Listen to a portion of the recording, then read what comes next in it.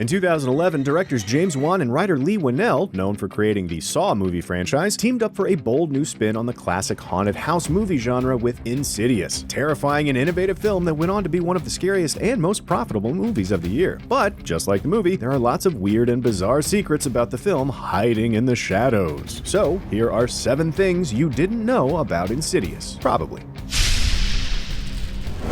After directing several Saw movies where characters are regularly decapitated, eviscerated, amputated, and just generally torn to pieces, you'd think that Insidious would continue the hyper-violent horror movie trend. But it turns out that Insidious contains practically no blood at all. James Wan told Entertainment Weekly that the violence and gore of the Saw films put some people off and made them hesitant to work with him, even if he was personally proud of the films himself, so he decided to make a movie as tense and terrifying as Saw without the buckets of blood. Insidious instead features gnarled, freakishly tormented souls climbing walls, lurking in corners, feverishly attacking their victims, but without spilling a drop of blood. The closest the film comes to showing any blood are the red handprints that appear on Dalton's bed, but even those come from the film's lipstick-faced demon, a malevolent monster who is apparently into Darth Maul cosplay.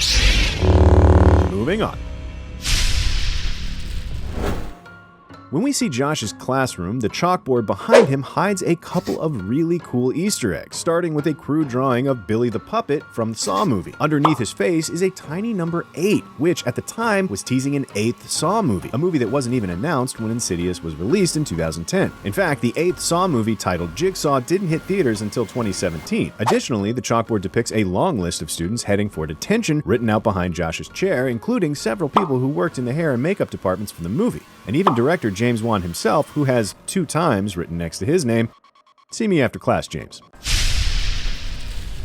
Patrick Wilson's father figure character Josh Lambert centers the movie as a character who often teeters between skeptic and believer, but his role was actually originally offered to Ethan Hawke, who had recently starred in the horror movie Daybreakers. Hawke turned down the role, but 2 years later starred in Sinister, another movie where a father moves to a new house, things seem normal at first, then he quickly learns that a mysterious force hiding a secret dark past will emerge, causing evil deities to torment his family. Even the words Sinister and Insidious both practically mean the same thing, so good for Ethan Hawke getting in on those scary adjectives movies.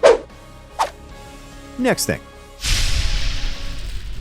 Director James Wan decided to keep the soundtrack behind Insidious purposefully silent and minimalist to let the scares really shine on their own, but also wanted some, quote, really loud atonal scratchy violin mixed with, quote, some really weird piano bangs. And the film's composer, Joseph Bishara, totally delivered. Joshua used several violins, a rusty piano, a hammer, and metal objects scraping against guitar strings to create the grating, discordant sounds that keep the film feeling unsettling throughout. But Joseph's work on Insidious didn't stop there. He also starred as the film's red-faced demon, who is seen sharpening his metal fingers while listening to an old-timey gramophone, making him the only composer in the history of film to both sound and look scary in the same movie, which is a bonus thing that I made up just now. No, I'm sorry. This has gone too far.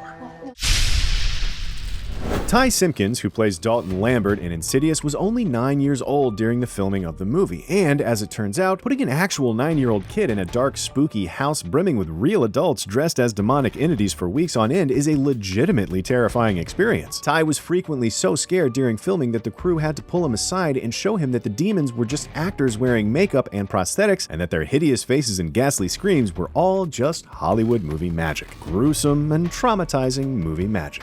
Ain't that nice?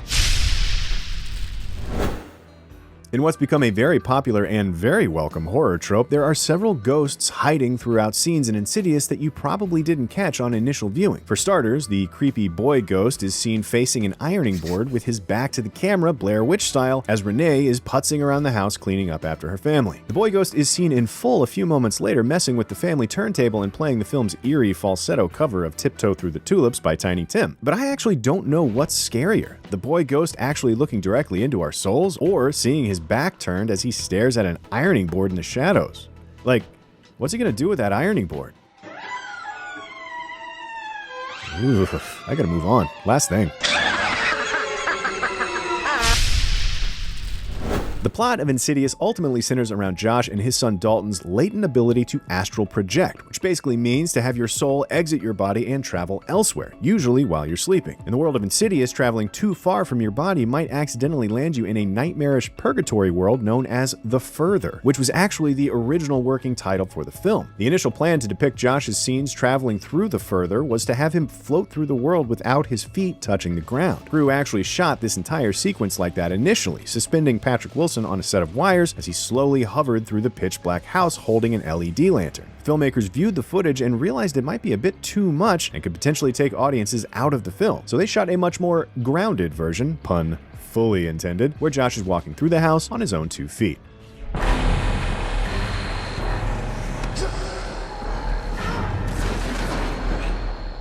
And that was 7 things you probably didn't know about Insidious. Got a favorite Insidious moment or Easter egg? Maybe you have fond memories of hiding behind the couch the first time you saw it. Let us know in the comments. Thanks for watching. Be sure to subscribe to IGN Movies and TV for more things you didn't know.